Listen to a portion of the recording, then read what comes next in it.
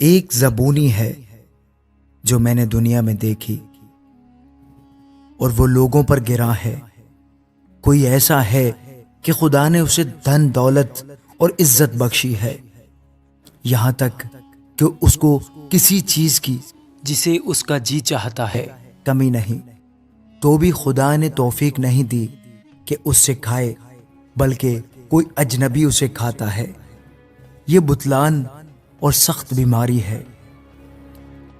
اگر آدمی کے 100 فرزند ہوں اور وہ بہت برسوں تک جیتا رہے، یہاں تک کہ اس کی عمر کے دن بے شمار ہوں، پر اس کا جی شادمانی سے سیر نہ ہو اور اس کا دفن نہ ہو، تو میں کہتا ہوں کہ وہ حمل جو گر جائے اس سے بہتر ہے، کیونکہ وہ بطالت کے ساتھ آیا اور تاریکی میں جاتا ہے، اور اس کا نام اندھیرے میں پوشیدہ رہتا ہے۔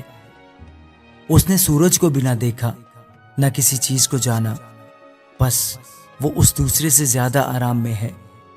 ہاں، اگرچہ وہ 2000 برس تک زندہ رہے اور اسے کچھ راحت نہ ہو۔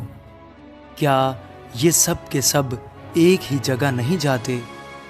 آدمی کی ساری محنت اس کے منہ کے لیے ہے، تو بھی اس کا جی نہیں بھرتا، کیونکہ دانش مند کو احمق پر کیا فضلیت ہے، اور مسکین کو جو زندوں کے ساتھ چلنا جانتا ہے کیا حاصل ہے۔ آنکھوں سے دیکھ لینا آرزو کی آوارگی سے بہتر ہے۔ یہ بھی بتلان اور ہوا کی چران ہے۔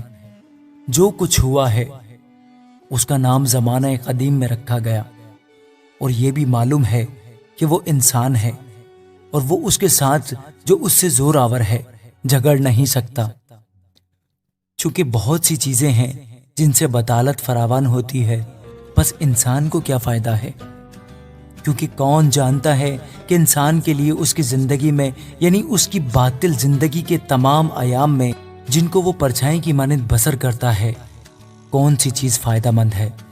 کیونکہ انسان کو کون بتا سکتا ہے کہ اس کے بعد دنیا میں کیا واقعہ ہوگا؟ آمین۔